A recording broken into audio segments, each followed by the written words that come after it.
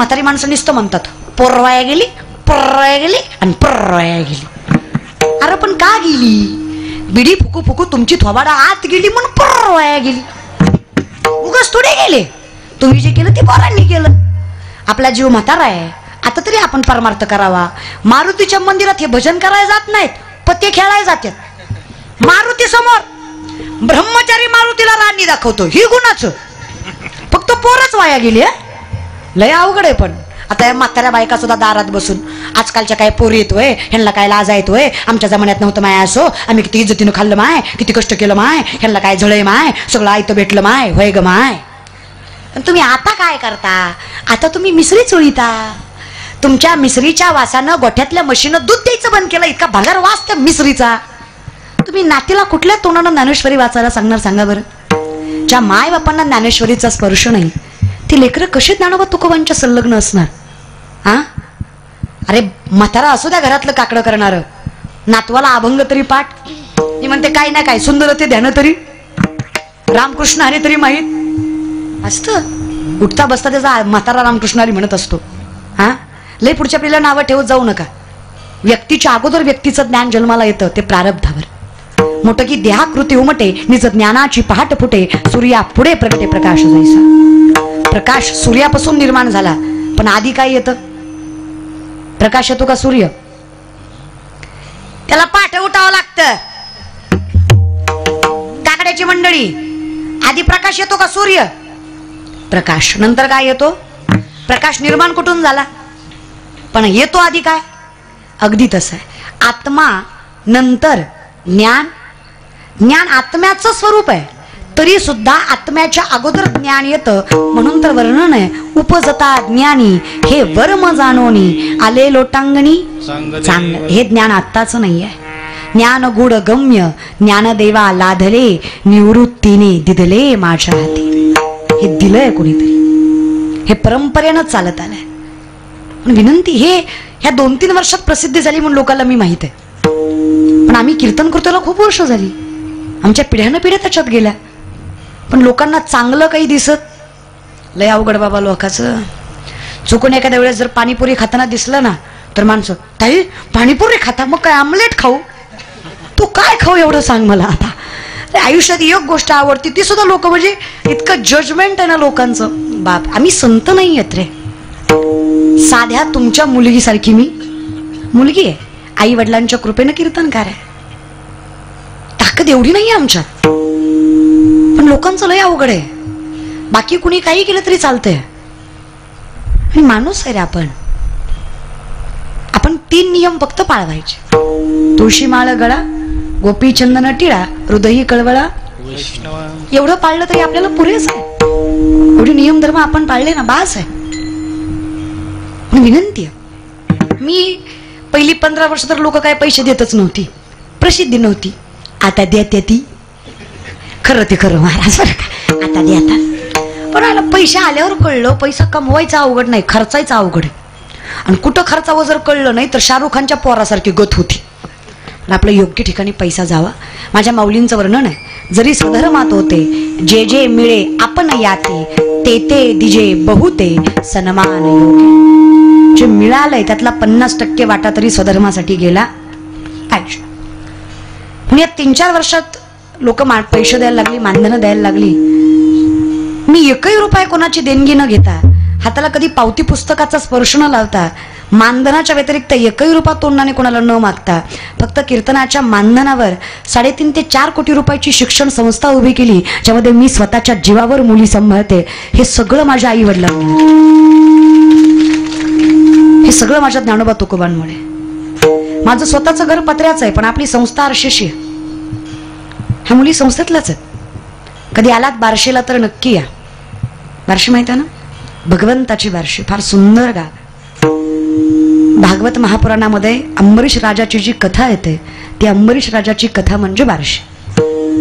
अंबरीश राजामुळे ज्या भगवंताने अवतार घेतला ते स्थान म्हणजे बार्शी. एकादशीला विठ्ठल पंढरपूर आणि द्वादशीला विठ्ठल बार्शी. बारस या दिवशी बार्शीला असायचा. बारस कळती ना, द्वादश बारस एकच. बारस या दिवशी बार्शीला म्हणून त्या गावाचं नाव बार्शी. तुम्ही पण काही कमी भाग्यवान नाही. हाकेच्या अंतरावर पैठण, हाकेच्या अंतरावर नेवासा, हाकेच्या अंतरावर आपेगाव. किती ज्ञानोबरांच्या कुशीत राहिल्यासारखे राहते. बस सगळ्या संतांचे राजे नाथ बाबा त्यांच्या कुशीत राहिल्यासारखं भाग्यवान माणसं आहे तुम्ही. पण कसं आहे ना, पिकतं तिथं इकत नाही. आमचा क्रुझर करून महाराष्ट्राच्या बाहेर संभाजीनगर हायवे न पालता पडेल, पण पैठणला जाणार नाही जात, नेवाशाला जाणार नाही जात, आपेगावला जाणार नाही जात. अवघड आहे ना जरा. आपलं लय अवघड आहे. आपला आंगऱ्यावर विश्वास आहे पण बुक्यावर नाही. हे कळलं त्याला कळलं. आपलं लयच अवघड आहे. आपला परमार्थ बी लय भारी. सोमवार गुरुवार खात नाही, बाकी दान खाऊन हाणतो. पण तेवढं कशाला सोडतो? तेवढं बी खा की. तुम्हाला असं वाटतं का सोमवार गुरुवार देव बघतो आणि बाकीचे डोळे झाकतो? तू खा मी बघत नाही, तू खा मी बघत नाही, असं करतो का देव? लय येडे तुम्ही.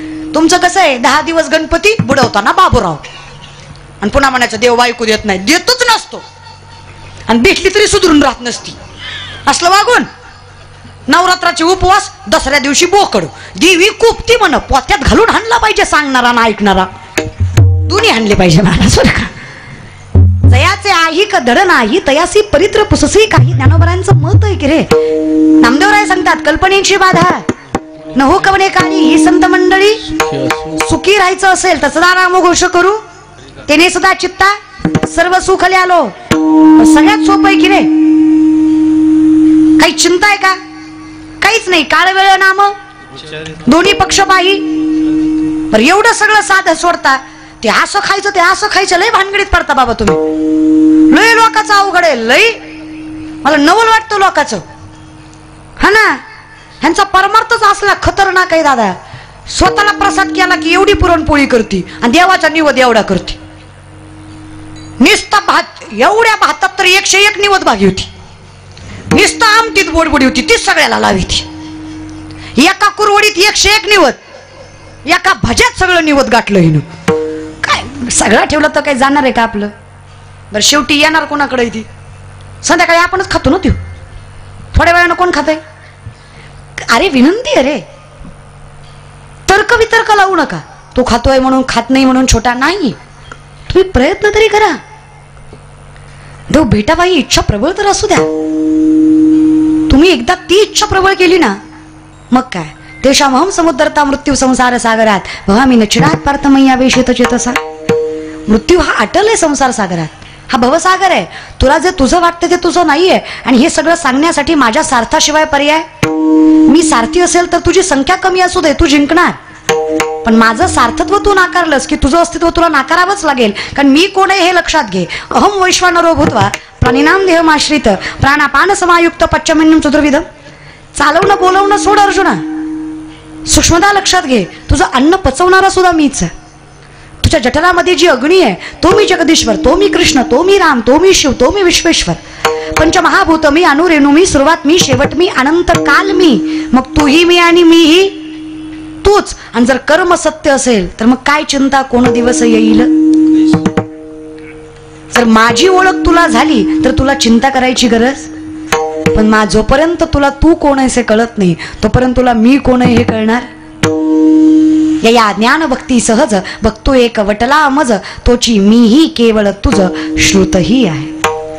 जेव्हा ज्ञान भक्तीनं परिपूर्ण व्यक्तिमत्व जगाच्या मालकाच्या दाराशी संलग्न होतं त्या दिवशी कळतं परमात्मा कोण आहे. ज्या दिवशी परमात्मा कोण आहे कळलं त्या दिवशी मी कोण आहे कळलं. ज्या दिवशी तुझा आणि माझा संबंध कळला, ज्ञानोबाराय म्हणले त्या दिवशी मला कळलं. अवतार पांडुरंग नाव ठेविले ज्ञानी, आरती ज्ञान राजा महाकैवल्य तेशा, सेवती साधू संत मनोफितिला माझा, आरती ज्ञान राजा महाकैवल्य तेशा. मी तुझाच अवतार आहे. मी दुसरा तिसरा कोणीच नाहीये. महाविष्णूचा सखा माझा. आणि जर मी तुझाच अवतार आहे तर मीपणा करण्यात मजा. मी आहेच तुझ्यामुळे. आणि जर मी तूच आहेस तर चिंता तूच करावी. मी मात्र तुका म्हणे घालू तयावरी वाहो हा संसार. मी आपलं बिनधास्त राहावं. मी चिंताच करू नये. कोण दिवस येईल कैसा नाही देहाचा भरवसा.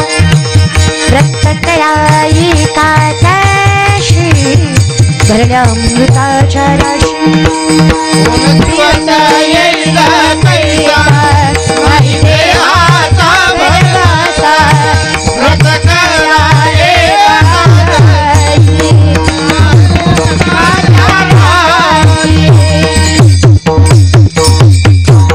मी देहाची चिंता करत नाही, त्याचं कारण आहे तुका म्हणे बळी जीव दिला वैष्णव म्हणजे काय? भक्ता ऐसे जाना जे देही उदास गेले आशा पाश. कारण देहाशी काही गरजच नाही. तुका म्हणे एक मरणेची उत्तमची उरे गेले दिगंबर ईश्वर राहिल्या त्या कीर्ती. हे गेलं तरी काही नाही. 450 वर्ष झाले गाथा अजूनही तसाच आहे. 750 वर्ष झाले ज्ञानेश्वरी अजूनही आत्म्याशी संलग्न आहे. देहाची चिंता करण्यात गरज नाही. हे गेलं तरी चालेल. माझं एकादशीचं व्रत, माझी पंढरीची वारी मला एवढं सामर्थ्यवंत बनवतं की याची चिंता न करता तुझं आणि माझं मिलन होतं. नाथ बाबा 3दा मृत्यू पावले. कितीदा? 3दा बर का. नाथ बाबा कितीदा मृत्यू पावले? 3दा. पैठणचा सोहळा एकदाच होतो, षष्टीला. नाथ बाबांचा जन्म ही षष्टीचाच आहे आणि शेवटही षष्टीचाच आहे. तुकोबारायांचे 2 सोहळे, माऊलींचे 2 सोहळे, नामदेवरायांचे 2 सोहळे, जनाई मुक्ताईंचे 2-2 सोहळे. पण पैठणचा एकच सोहळा असतो, एकनाथ षष्टी. दुसरा सोहळा होत नाही, षष्टीचा सोहळा असतो. कारण षष्टीचाच जन्म आहे आणि षष्टीचाच अंतकाल आहे. पहिल्यांदा षष्टीला गेले नाथ बाबा. मुलगा होता. वडील गेले म्हटल्यानंतर शोकांतिका सगळीकडे पसरली होती. मडकं बिडकं, तेरडी बिरडी, तुमच्याकडे काय म्हणतात मला काही कल्पना नाही आहे. तेरडीला काय म्हणतात? तेरडीच म्हणतात ना, बांधणं. हां. मग नाथ बाबा त्याच्यावर झोपले आणि अंतयात्रा निघाली. आमच्याकडे खांद्याला भावकी असते. तुमच्याकडे खांद्याला खांदा द्यायला भावकी असते ना तुमच्याकडे? आमच्याकडे माणसाला मेल्यावर जाळतात. तुमच्याकडे? तुमची तोंड सुकल्यावर वाटली म्हणून विचारलं महाराज. ती भावकी असते, भावकीच असते आमच्याकडे. म्हणून तर भावकी सांभाळावी लागते. मेल्यावर लागते, नाहीतर कोणी सुद्धा सांभाळली नसते महाराज. बरं का, ती मेल्यावर लागते म्हणून सांभाळावी लागते. तर ती भावकी. आता शेवटी भावकी आपली काय आणि नाथ बाबाची काय? भावकी ती संताची काय आणि आपली काय? भावकीनं संतांना सोडलं नाही, आपली काय कथा आहे? अहो, ते 4 खांदेकरी भावकीतले होते. पहिल्यानं बोलायला चालू केलं. सगळे चालले होते, कोण रडत होतं, कोण शोकांतिका बाळगत होतं. पहिला म्हणला का रे, लई कीर्तन करायचे, भजन करायचे, आलेल्या माणसाला धनधान्य द्यायचे, कीर्तनाला या म्हणून जीव काढायचे. आणि काय करून झालं? एवढी भजनं केली पण मेलेच की.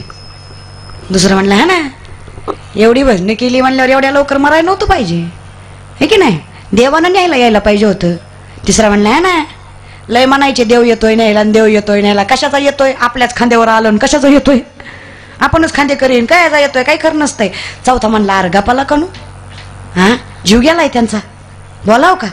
ते म्हणले गप. म्हणले त्यांना काय ऐकू जातंय होय? ही चौघ गप्पा मारत्यात तर नाथ बाबा तिरडीवर उठून बसलो जागेवरच. मागचे 2 म्हणले का रे, वजन महाग जास्त लागायलंय. पुढचे म्हणले पुढचं हलकं झालंय. वर बघा म्हणे. वर बघितलं, नाथ बाबा उठून बसले होते. तुम्ही फक्त बोदेगावकर विचार करा, तुम्ही असा कुणाला खांदा दिला आणि ती निम्या वाटत उठलं, कसं होईल तुमचं? पायाच्या बोटापासून डोक्याच्या केसापर्यंत सगळं इठल इठल करीत होतं या चौघाच. सगळं अचानक देव दिसला त्याला. नाथ बाबा म्हणले सोड, खाली सोड. तुमच्या खांद्यावर जावा इतका लाचार मी? जर तुम्ही माझ्या परमात्म्यावर शंका घेतली, मला बोलला असतात मी सहन केलं. माझ्या नामचिंतनाला बोललात ना, आता मी तुमच्या खांद्यावर जाणार नाही. आता जेव्हा देव येईन तेव्हाच. नाथ बाबा उड्या मारीत घरी. वर्ष झालं, वर्षभर जगले. पुन्हा षष्टीलाच पुन्हा एकदा मृत्यू पावले. गावकरी गोळा झाले. आता फक्त पैठण नाही, नगर, शेवगाव, संभाजीनगर, बीड, आका मराठवाडा जमा झाला. मेल्यात म्हणून नाही, उठत्यात का बघाय. असली मजा पुन्हा पुन्हा दिसत असते महाराज. उठत्यात का बघाय. आखी पंचक्रोश जमा झाली, आखा तालुका जिल्हा जमा झाला. गावकरी म्हणले हे बघा, आधी नीट तपासा, गेल्या का बघा आणि पुन्हा उचला. हो ग हेलपाटे माराय नग. मोठा यमडी डॉक्टर बोलवला. हार्टबीट बंद, श्वास बंद, नस बंद, 100% गेलं केस. उचला. आता नियम आहे, सुरुवातीला ज्यानं खांदा दिला शेवटपर्यंत त्याची हाजरी लागते. खांद्याला पोशाख असतो ना, ज्यानं खांदा दिला त्याची शेवटपर्यंत हाजिरी, शेवटपर्यंत त्याचा खांदा लागतो. आता गावकरी सगळी त्या चौघाकडे गेली. नाथबाबा गेल्यात.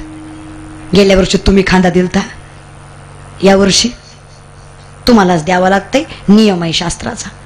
ती चौघ म्हणले तिकडं काय व्हायचं ते होऊ द्या, आम्ही खांदा देणार. गेली वर्ष झालं झोप नाही, रातचं उठ उठ बघतोय उठलो का, उठ उठ बघतोय उठलो नाही, झोप नाही. वर्ष झालं 50 किलोचं 25 वर आलंय. खांदा नाही, जिंदगीत कोणाला खांदा देणार नाही. गावकरी म्हणले खांदा दिला तर गावात, नाहीतर गावाच्या बाहेर. हे म्हणले आईला पंचायतच झाली खांदा द्यायची, हा ना. जोगो बी देणार मरू बी देणार. ही माणसं चौघांनी गुप्त मिटिंग घेतली गुवाहाटीला. आपलं सॉरी गुप्त मिटिंग घेतली महाराज. अशी चौघांना गुप्त मिटिंग घेतली आणि गुप्त मिटिंग मध्ये ठरलं खांदा द्यायचा, त्याच्याशिवाय गावात राहता यायचं. संख्या लय जण आहे, लयच्या पुढे आपल्या चौघाचं काय जमायचं. खांदा द्यायचा पण बोलायचं फिक्स, फेवकीकच लावायचं तोंडाला. बोलायचं, बोलला की मी आला. बोलायचं तोंडानं तर नाहीच, मनातल्या मनात सुद्धा. मनातलं ऐकू गेलं तर मग पुन्हा आहे की नाही पंचायत. मनात सुद्धा बोलायचं नाही. चौघाची गुप्त मिटिंग झाली. अंतयात्रा निघाली. मध्यावाट्यापर्यंत गेली. पैठणच्या एका म्हातारीची लेक इती जातीला आलती, नांदाय चालली होती. एक इती जाती कळती, माहेर परतवणी म्हणतात ना, इती जातीला आलती, नांदाय चालली होती. नेमकं तिची बैलगाडी निघायला आणि नाथबाबांचं मड आडवं जायला गाठ पडली. आई तिला काय माहिती कोण गेलंय कोण मेलंय. ती म्हणली मनातल्या मनात, बरं बाई माझ्या लिकीच्याच मुळावर मेलो कोण होतो. मरायचं तर उद्या परवा मरायचं की बरं आजच मेलो, हा ना. माझ्या लिकीचा नवा संसार नाडवं गेलं, बरं ह्याला आत्ताच मरायचं होतं. नाथबाबा तिरडीवर उठून बसलं. बोधे गावगर नाथबाबाचं जाऊ द्या, अख्खं गाव खांद्याकराकडे बघत होत. कधी कधी म्हणले आयुष्य गावकरी म्हणले उठले का, शपथ बोललो नाही. मग ते उठले कस काय. नाथबाबा म्हणले खांद्याकऱ्यामुळं नाही, तो ती कोपऱ्यातली म्हातारी का तो पैठणची हितली नाही तिच्यामुळे उठलो बा. ती म्हणली बारा माझ्या लेकीच्याच मुळावर मी आला. मला कुणाच्या मुळावर मरायचं, कुणाचं वाटुळ करून जाईल तो वैष्णव कसा. शेवटच्या काळात सुद्धा वैष्णवानं कोणाचं वाटुळ नाही केलं पाहिजे. नाथबाबा उड्या मारीत घरी. पुन्हा वर्षभर जगले. पुन्हा तिसरी षष्टी. तिसऱ्या षष्टीला नाथबाबा म्हणले आता माझी जायची वेळ झाली. लेकरं म्हणली सांगू नका, जाऊ वाटलं जावा, राहू वाटलं राहावा, पण मरतो काय म्हणू नका. दोनदा माघारी आलंय. आता खांद्याकऱ्यातली 2 गेली, आता खांदेकरीच नाही. खांदेकरी मेले, पण ज्याचं मड नेलं होतं ते अजून तसेच आहेत. नाही म्हणे आता नाही सांगायचं. नागा म्हणले काळजी करू नका, यावेळेस फिक्स. जगातली पहिली अंतयात्रा ज्यामध्ये मृतदेह चालत होता. गळ्यात विणा, हातात चिपळ्या, मुखात पंढरीच्या मालकाचं नाव. विठ्ठल विठ्ठल करत जशी पंढरीला वारी निघावी तशी गोदावरीच्या किनाऱ्याकडे वारी निघाली. अखंडित भजन करत नाथबाबा गोदावरीच्या किनाऱ्यावर येतात. पांडुरंग परमात्म्याला स्मरतात आणि विण्यासहित नाथबाबा गोदावरीमध्ये जलसमाधी घेतात. हा अधिकार संतांच्या देहाचा असतो. ज्यांना जन्म मृत्यू हे बंधनच नाहीये, कारण अखंडित त्यांचं व्रत एकादशीच आहे, अखंडित त्यांचा मार्ग पंढरीचा आहे. ते येतातही स्वतःच्या मर्जीनं आणि जातातही स्वतःच्या मर्जीनं. जे देही उदास, जे देही उदास ही ताकद आहे. मग काय चिंता कोण दिवस येईल नाही देहाचा. अहो नसू द्या, हे गेलं तरी हरकत नाही. आम्हाला माहित आहे आमचं नित्यनियम फार प्रबळ आहे. व्रत करा, केली एकादश. काय झालं? अमृत याचा अर्थ शब्दशः घ्यायला गेलं तर अमृत प्राशन करणाऱ्या व्यक्तिमत्वाला अखंडित मोक्ष आहे, त्याला जन्म मृत्यूचा फेरा नाहीये. पण आता अनुषंगाने जर परमार्थाचा विचार करायला गेलं तुकोबांच्या विचाराने, तर अमृत म्हणजे आपल्या परमार्थामध्ये सगळ्यात श्रेष्ठ जे अमृत आहे, अमृताहुनी गोड नाम तुझे देवा. म्हण माझे केशवा, माझ्यासाठी एकादशी सारखं दुसरं मोठं अमृत नाहीये. एकादशीचं व्रतच माझ्यासाठी त्या अमृताप्रमाणे आहे ज्यांच्यासाठी दैत्य आणि देव तरसतात. माझ्यासाठी तेच अमृत आहे जे एकादशीचं आहे, जे व्रत आहे तेच माझ्यासाठी अमृत आहे. कायिक वाचिक आणि मानसिक जमेल तसा परमार्थ मी करावा. कसाही करारविंदेन पदारविंदम मुखारविंदेन विनिवेशयन्तं वटस्य पत्रस्य पुटेशयानं शयानं बालं मुकुन्दं मनसा स्मरामि. श्रीकृष्ण गोविन्द हरे मुरारी, हे नाथ नारायण वासुदेव. बोला श्रीकृष्ण गोविन्द हरे मुरारी, हे नाथ नारायण वासुदेव. जीवे पिपस्वामृतमृतदेव, जीवे पिपस्वामृतमृतदेव.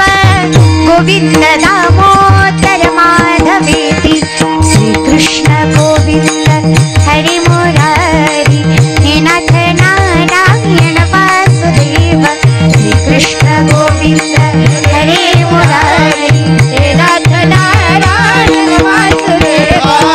कृष्ण गोविन्द हरे मुरारी, हे नाथ नारायण वासुदेव. कृष्ण गोविन्द हरे मुरारी, हे नाथ नारायण वासुदेव. हे नाथ नारायण वासुदेव, हे नाथ नारायण वासुदेव. त्या मृत्यू लोकातलं अमृत आहे देवाचं नामचिंतन. जीवे पिबस्वामृत अमृत देव, गोविंद दामोदर माधवेती. तुझं नामचिंतन याच्या इतकं मोठं अमृत काय? माझ्यासाठी तीच रास आहे. रास म्हणजे आपण धान्य म्हणतो, पण पुण्याच्या राशी म्हणजे अखंडितपणे पुण्य प्रबळित करणं. आणि पुण्य प्रबळ करायचं असेल तर हरिमुखे पुण्याची गणना याच्या इतकं मोठं अमृतच नाही. आणि ते करायचं असेल तर त्याला व्रत एकच आहे. व्रत करा एकादशी भर्यामृताच्या राशी, भर्यामृताच्या राशी, भर्यामृताच्या राशी. व्रत करा एकादशी भर्यामृताच्या राशी, भर्यामृताच्या राशी,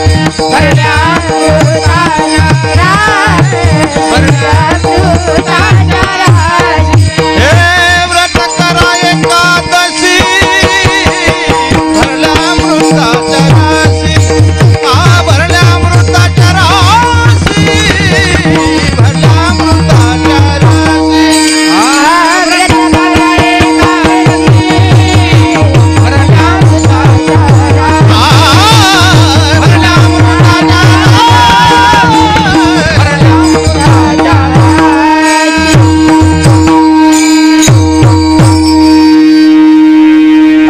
करत असताना आम्हाला अशी एक जागा लागते जिथे आम्हाला सुख दुःख सांगता येईल. जाऊ देवाची गावा, देव देईल विसावा. देवा सांगू सुख दुःख, देव निवारील भूक. देवाचं गाव जाईन गे मायतया, अवघे चित्रैलोक्य आनंदाची आता. फक्त कधी चरणी जगन्नाथ. नाथ बाबा सांगतात माय जगन्नाथ, बाप जगन्नाथ, अनाथाचा नाथ जनार्दन. विनंती हे कळलं ना मग त्यासी बहु लाभ सापडला. आणि ज्याला हे कळतच नाही, बरं कळत नाही असं नाही, सगळ्याला सगळं कळतं. कळत कसं नाही? एखाद्यानं सकाळी मांसाहार केला, दुपारी चल म्हणावं पैठणला, येईल का? दुपारी मांसाहार केलेला व्यक्ती दुपारी पैठणला येईल का? का नाही येणार? जीवाला लाजल ना ती. ती म्हणे आज नाही गे, आज खाल्लंय, उद्या जाऊ. उद्या पवित्र होतो का तू? हा अहो ह्यांचं तर मरू द्या, ह्या सुद्धा काय काय काय नशीब पण त्या माणसाचं बेकार, ज्याची बायको रविवारी म्हणते आणा की तुम्ही बी खा मी बी खाते लेकराला बी देऊ. अरे याच्या इतकं पुण्य नाही की बायको माळकरी भेटणं. हा मी कधी कधी विचार करते काय पवित्र असेल ते कुळ जिथे अखंडित हरिपाठ केला जातो, काय धन्य असतील ते मायबाप ज्यांच्या लेकरांच्या मुखात ज्ञानेश्वरी आहे, आणि काय भाग्यवान असेल ते कुटुंब जिथे वैष्णव जन्माला आले. याच्यासारखं मोठं भाग्यच दुसरं नाही ना. हा अरे ज्ञानेश्वरी नाही कळली तरी वाचा, तुम्हाला ज्ञानेश्वरी नाही कळली तरी चालेल, ज्ञानेश्वरीला तुम्ही कळलात तुमचं जीवन वृद्धिंगत झाल्याशिवाय राहत नाही. फक्त ज्ञानवांना कळू द्या हे लेकरू माझं आहे. कोण आहे रे आम्ही? काही अधिकार नाही आमचा, फक्त ज्ञानेश्वरीची आवड आहे. गाथ्याचं पारायण करतो, पंढरीची वारी करतो, त्याला आईबाप मानतो. आम्ही फक्त माऊलींच्या चरणावर मस्तक ठेवलं. आज अख्खा महाराष्ट्र आमच्या चरणावर मस्तक ठेवतो का? तर आम्ही त्याच्या चरणावर मस्तक ठेवलं. काय भाग्यदार. अजून काय द्यावं देवानं? हा अजून काय फळ द्यावं सांगा ना. विचार करा ना, रात्री बेरात्री कधी रस्त्याने चाललात, दरवेळेस गुगल मॅप योग्य रस्ता दाखवला असं नाही. आम्हाला तर लय चुकी होतं, है की नाही? चुकी होतच. एखादा माळकरी रात्री बेरात्री दिसला, रस्ता विचारायला घाबरचाल का? हा निर्भीडपणे विचारचाल की नाही? कारण माहित असेल गळ्यात माळ आहे, याच्या कपाळाला गंध आहे, वैष्णव आहे, जीव पणाला लावल पण आपल्याला चुकीचं मार्गदर्शन करणार नाही. हा विश्वास फक्त माळेकडे बघून निर्माण होतो का नाही? आणि त्याच ऐवजी पिदाड दिसलं, मी तर म्हणन तळ्यात जाऊ दे गाडी, पण ह्याला विचारू नको, मरू तिकडं आपण, पण ह्याचं मार्गदर्शन नको. वाटतं की नाही? एक कपाळाचा गंध, गळ्यातली माळ, मुखात देवाचं नाव जर तुमचं अखंड आयुष्य वैभवात घालवू देत असेल तर काय हरकत आहे? मार्ग धरा. अरे होई ना भिकारी पंढरीचा. कारण सगळ्यात मोठी संपत्ती काय? विपदो विपदो नेव संपदो नच संपदा विपदा विस्मन्नम विष्णू संपन्नारायण स्मृती. विपत्ती म्हणजे विपत्ती नाही, संपत्ती म्हणजे संपत्ती नाही. भगवंताला विसरणं ही सगळ्यात मोठी विपत्ती आहे. भगवंताला मनात साठवणं ही सगळ्यात मोठी संपत्ती आहे. ज्याला जपता आली तो धनवान आहे, ज्याला परमार्थाचं महाधन मिळालं. परमार्थ हे महाधन जोडी देवाचे शरण. पण सोपंच आहे की रे बोदेगावकर. ज्याला घरातला बाप कळला नाही त्याला पंढरीचा बाप कळणार आहे. अहो ज्याला घरातली माय कळली नाही त्याला पंढरीची माय कळणार आहे. आणि ज्याला घरातले मायबाप कळले त्याला पंढरीचा बाप भेटल्याशिवाय राहत. तुका म्हणे माय बापे अवघे देवाचीच रूप आहे. 7 वर्षाची जनाई वडिलांच्या खांद्यावर बसली. आषाढीची गर्दी होती. बापाला इच्छा होती मुलीला पंढरपूरचा मालक दाखवायची. त्याचा वर करून करून करून जनाईचे वडील जनाईंना पांडुरंग दाखवायचा प्रयत्न करतात, पण गर्दी असल्यामुळे जनाईंना विठ्ठल दिसत. जनाई रागवल्या, का हो देवा, लाखोची गर्दी करतात ही माणसं. बाबा खरं छंदात देव भेटतो का? विनाकारण नको यांची धावपळ. गाभाऱ्याच्या बाहेर आले वडील. ही जनाईला खांद्यावरचं उतरवून सांगितलं, जना यांना विठ्ठल पहावाच असं नाहीये का? ज्यांनी अखंडितपणे पांडुरंगाचं नामचिंतन केलं त्यालाच मायबाप समजलं. त्यांना देव बघायची गरज नाही, त्यांच्या अखंडितपणे सोबतीला पांडुरंग असतो. त्यांना देव शोधायची गरज पडत नाही, देव त्यांना शोधत येतो. जेव्हापासून ही वारी चालू करतात ना, घरी पोहोचेपर्यंत देव यांच्या राखणीलाच असतो. यांना देव नाही दिसला तरी चालतो, कारण प्रत्येक कणाकणात भरला घनदाट हरी दिसे. त्यांना सगळीकडे तोच दिसतो. आणि हेच सत्य आहे. सर्वाघटी राम देहा देही. बापाचे पाणावलेले डोळे जनाबाईंनी बघितले आणि जनाबाई सांगतात, बाबा दिसला की हो विठ्ठल मला? वडिलांनी विचारलं, गाभाऱ्यात उभा राहून टाचा वर करून एवढा जीव गेला माझा, तिथे नाही दिसला तुम्हाला, आता कसा दिसला हो? जनाईंना सांगितलं, बाबा खांद्यावर घेऊन विठ्ठल दाखवत होता तोच विठ्ठल होता. हे कळायला जरा उशीर झाला, पण कळलं हे नशीब की विठ्ठलाशिवाय कोण विठ्ठल दाखवणार आहे. हे जे जनाईंना कळलं ते तुम्हा मला कळावं. मारणारा जरी बाप असला तरी मारल्यानंतर पोरग जेवलं का नाही हा विचारणारा सुद्धा बापच असतो. आयुष्यभर मारणारा बाप लक्षात राहतो, पण त्या बापानं स्वतःच्या सुखाचा त्याग करून आपलं आयुष्य समृद्ध बनवलं याचा कधी विचारही डोक्यात येत नाही. लंगडा आंधळा पांगळा कसाही दारात असू द्या बाप, पण बाप दारात बसलेला जरी असला तरी कोणाची हिंमत होत नाही घराकडे नजर वाकडी करायची. पण ज्या दिवशी बाप तो वैकुंठ सोडून ते घर सोडून जातो ना, प्रत्येक माणूस गैरफायदा घेतल्याशिवाय राहत. कारण चांगलं वाईट सांगणारा मालकच घरात नसतो. आता बापानं एखादा उद्देश सांगला, एखादा उपदेश केला तर पोरांना वाईट वाटतं. मला काही कळत नाही का बाप सांगतोय मला, पण तो अनुभवावर सांगतो. बापाला एवढीच इच्छा असते जे मी भोगलं ते लेकरांच्या पदरात पडू नये, आणि जे मला भेटलं नाही ते लेकरांना भेटावं. याच्यासाठी अखंड आयुष्य बाप कष्ट करतो. 2 पुरी असू द्या माय बापाला, एखादी श्रीमंताच्या घरी दिली, एखादी गरीबाच्या घरी दिली. बाप श्रीमंत पुरीच्या घरी जात नाही, पण गरीबाकडे सारखं चक्कर टाकतो. त्याला माहित असतं हिला माझी गरज, पण ही सासरवाशी नाही. हिच्याकडं गेलो तर हिच्या सासरच्या मंडळीला वाटेल बाप जिवंत आहे अजून, पोरीला वाईट बोलताना 4 वेळा विचार करतील. कमी पडू देत नाही बाप. स्वाभिमानी बाप असतो दादा तुमचा, स्वाभिमानी. नजर वर करून चौकात असतो, पण पोरीच्या लग्नात प्रत्येक पाहुण्याला नजर झुकून म्हणतो, पाहुणं काय चुकलं असेल तर माफ करा, पण अक्कल तरच देऊ नका. काय मागायचं ते मला मागा, मी खंबीर आहे. माझ्या पोरीला काय बोल नका.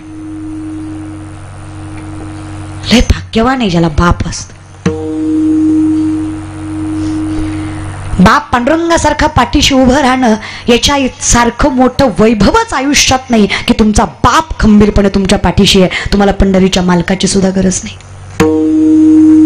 पंढरीच्या मालकाच्या स्वरूपानेच तुमचा बाप तुमच्या पाठीशी. गरजेला उभा आहे ना तो बाप आहे. अरे तुमच्या खिशातला पैसा संपला ना, सगळी माणसं तुमच्याकडे पाठ फिरवतात, पण बाप एक म्हणतो काय असेल ते, पण तुझं जे राहिलंय ते फेड. चिंता करू नाही मागं पुढे बोलत बाप. तरुण मंडळी कितीतरी विचार करा, त्याच बापाचा 4 नवीन माणसं आलं की तुम्ही अपमान करता. 4 जरा मोठी माणसं घरात आली की तोंडावर म्हणता बापाला ह्याचं लय मनावर घेऊ नका, ह्यांना कळत नाही. त्यांना कळत नसतं तर तुम्ही कळायच्या पात्रतेचे झाला असतात का? हा, वयाच्या मनाने थोडं जास्त बोलतात, थोडा जास्त वावर आहे घरामध्ये, ठीक आहे ना. लहानपणी तुम्ही त्यांना लाता मारल्या म्हणून त्यांनी काही फेकून दिलं होय तुम्हाला. मग आता ते थोडं जास्त बोलतात तर सहन करायला हरकत काय? हा, रात्री बेरात्री कधी आलात ना, तुमची बायको दरवाजा उघडायची नाही, पण तुमचा बाप उघडतो. तुमचा बापच बायकोला विचारतो, तुमच्या आईला विचारतो, खाल्लंय का बघते ना. काय वाटत असेल त्या बापाला जेव्हा तुम्ही पिऊन घरात येता? तुमच्या एका शब्दावर कळतं त्याला तुमचं काय चाललंय काय नाही ते. अनुभवावर सांगतो तो तुम्हाला. आयुष्यातलं सगळ्यात मोठं वैभव बाप असतो, आणि बाप पाठीशी असणं हे सगळ्यात मोठं पुण्य आहे. जितकी ताकद पंढरीच्या मालकात आहे ना, तेवढीच ताकद घरातल्या बापात आहे. विनंती आहे,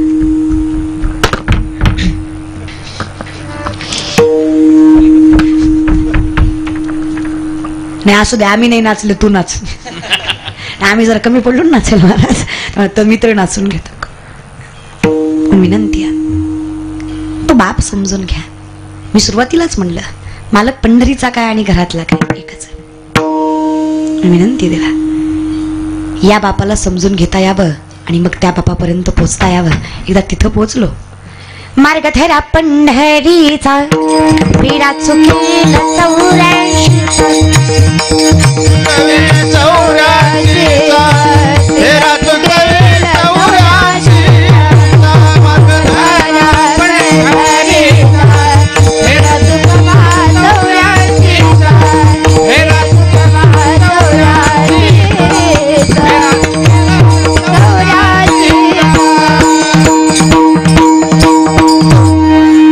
जगद्गुरु तुकोबाराय सुद्धा म्हणतात, माझ्या वडिलांची निरासे गा देवा तुझी चरण सेवा पांडुरंग. हे माझ्या बापाचं माझं नाही आहे. माऊली पण म्हणतात, बाप करी जोडी लेकुराचे ओढी, आपली कुरवंडी वाळवणी एकाएकी केला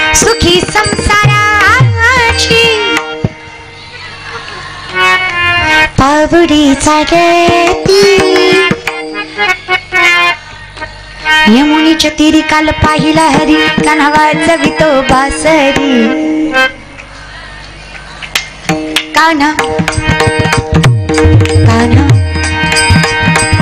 कान्हा राधे चल माझ्या गावाला जाऊ राधे चल माझ्या गावाला जाऊ अरे बोल अगं गोकुळ माझं गाव अगं गोकुळ माझं गाव राधे चल माझ्या गावाला जाऊ राधे चल माझ्या गावाला जाऊ तुम्हाला काय टोचतो का देव का टोचतो बिचतो आज वाटाडी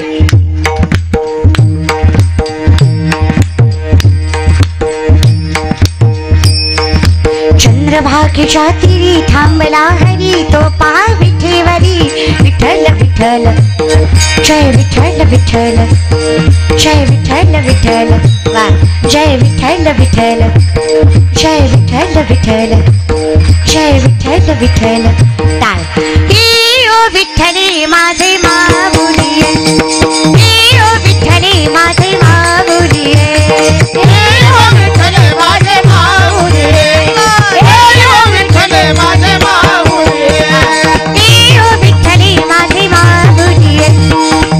विठ्ठली माझे माऊली ओ विठ्ठली माझे माऊली ओ विठ्ठली माझे माऊली निगळावरी कर निगळावरी कर ठेवणी वाट मी पाहे देवा वाट मी पाहे ओ विठ्ठली माझे माऊली ओ विठ्ठली माझे माऊली हरि ओ विठ्ठली माझे माऊली ओ विठ्ठली माझे माऊली विठ्ठल विठ्ठल विठ्ठल विठ्ठल विठ्ठल विठ्ठल विठ्ठल विठ्ठल विठ्ठल विठ्ठल विठ्ठल विठ्ठल विठ्ठल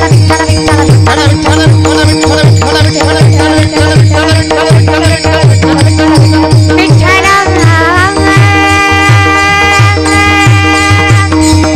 माय बापा करुणा करा दया धना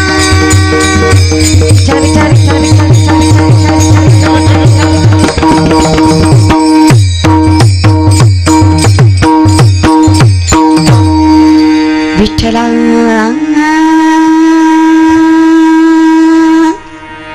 विठ्ठला प्रामाणिकपणे सांगा असा आनंद दुसरीकडे मिळणार आहे आणि इमानदारीनं सांगा अशी माझ्या कचकच कांद्याला येणार आहे मरत जाऊ नका दुसरं काही नाही महाराज बाया वाचवणारे हळूहळू बाया नाचवायला लागले तरी अजून वाईट वाटेना अवघड नाही का आपलं शाहिस्तखानाच्या लाल महालाच्या हल्ल्यात शाहिस्तखानाच्या बहिणीची पोरगी भीतीने कुठेतरी लपली शाहिस्तखानाची बायको पळत पळत आली शहापणा मुझे लगता है शिवा के मावलों ने बदले की आग में लड़की उठा ली शाहिस्तखान शत्रु है पण बायकोला समझो बेगम जबान को लगाम दे शिवा के मावले है वो ऐसे उनकी औलाद नहीं कि बेटी उठा सके कौतुक बायकोला वाटलं क्या लगता है आपको जहापना तुमने उठाई तो वो नहीं उठाएंगे बेशक शिवा बदला लेगा आज उंगलियों पर जान चली गई गर्दन से जाऊंगा लेकिन एक बात जबान देता हूँ बेटी उनकी हो या अपनी किसी भी धर्म जात की हो किसी भी मुल्क की हो कितनी भी सुंदर क्यों ना हो आगे से समर्पित करने वाली भी क्यों ना हो हर औरत जात को देवी की तरह पूछते हैं ऐसे हिंदू है वो औरत जात की इज्जत करते शत्रूलाही विश्वास वाटावा असं चारित्र्य ज्या राजाचं त्याचे वारसदार आहेत आपण आपल्या नजरेत तेवढीच प्रखरता तेवढंच सामर्थ्य तेवढंच पावित्र्य हवं तर वैष्णव आहेत आपण आणि जर हे नाही जमलं मग जसं आलो तसं गेलो समदृष्टी घेता समान श्रीहरी शमदमावरी नजर समान हवी तर वैष्णव फक्त परमात्मा दृष्टी न फेरे इकडे तिकडे नजर जाता कामा फक्त आवडे हे रूप गोजिरे पाहता लोचन उगाच चौकात बसला हिकून आली बघ तिकून आली बघ माझी गेली बघ तुझी गेली बघ हिचा कांदा असा हिचा वांदा असा ही वाली तुझी ही वाली माझी बापाची ठेव आहे तुझ्या रे हा आणि कसं रे तरुणांनो विचार करता हे असं वागून तुम्हाला सामर्थ्य मिळणार आहे. आणि का होतं माहित आहे? आहार. म्हणून तर संप्रदायात वर्णन आहे, युक्त आहार नेम इंद्रियाशी. ऑब्झर्व करा, 1 महिना कमी तिखट, कमी मीठ आणि कमी तेलाचं खा, रागावर आपोआप कंट्रोल होईल. किती दिवस? 1 महिना ट्राय करा. 10% तरी राग तुमचं कमी होईल. पॉझिटिव्हिटी वाढेल. चुकीचे वाईट विचार डोक्यात येणार, हे होईल का, माझं चांगलं हो, चांगलं हे होणं येणारच नाही. साध्या भाज्या खा, मेथी, शेपू, पालेभाज्या, हरभरा, कडधान्य खा, तुरी डाळी खा. काय करायचं? फक्त तामशी अन्न टाळायचं. जास्त तिखट खायचं, जास्त तेल खाय. नुसती तर्री वाढायची नसती रे, ह्या तर्रीमुळं कुटाणा झालाय तुमचा. ही जी सजनी रस्सा रस्सा वाढ आहे ना, या रश्यानं तुमचं निम आयुष्य बरबाद झालंय. त्याच्यामुळे डोकं कायम अग्रेसिव्ह राहतं. आरेला कारे बनायची बुद्धी. संतांनी किती सहन केलं दादा. हा, शब्दांना माफ करा माझ्या, पण बोकड असा प्राणी आहे, जन्माला आल्यानंतर 3 महिन्याच्या आत स्वतःच्या आईवर वाईट नजर टाकतो. आता तुम्हीच मला सांगा, ज्याला स्वतःची आई कळत नाही असा प्राणी जर तुम्ही ग्रहण केला तर बलात्कार वाढतील का कमी होतील? नजर पवित्र की अपवित्र? बघा, जमलं तर माळ घाला. माळ घातल्यावर मरत नाही. बघता काय नाही मरत, तसलं काय बघता? हा ना, हो डाऊटफुली बघायला तुम्ही म्हणसाल डोळ्या देखत पेटले ती मरत कशी नाही? ती मरते, ते मरत नाही असं नाही रे. मरण अटल आहे. ज्याच्या गळ्यात तुळशीची माळ आहे तो व्यक्ती मरत नाही असं नाही, पण ज्याच्या गळ्यात तुळशीची माळ आहे तो व्यक्ती आपत्कालीन मरणाने मरत नाही, तो नियतकालीन मरणानेच मरतो. तो मरतो पण कसा? निर्वाणी गोविंद असे काहीच साकडे, आयुष्य सुखाचं असतं. विनंती. आणि माळकरी बी निष्ठावंत बरं का. कोरोनात ज्यांनी काढल्या त्याच्यापेक्षा बिनमाळकरी बारा आहे की नाही? जीवाच्या भेन भेन ज्यांनी अंडी खाल्ली असा वैष्णव नसलेला बरा. पण विनंती, थोडं निष्ठावंत. पण देवा काही नाही करता आलं तरी चालेल, मुखात तुझं नाव असावं. माझ्यासारखा लाभच कोणाला नाही ज्याच्या मुखात भगवंताचं नाव. विठोपाय रखुमाई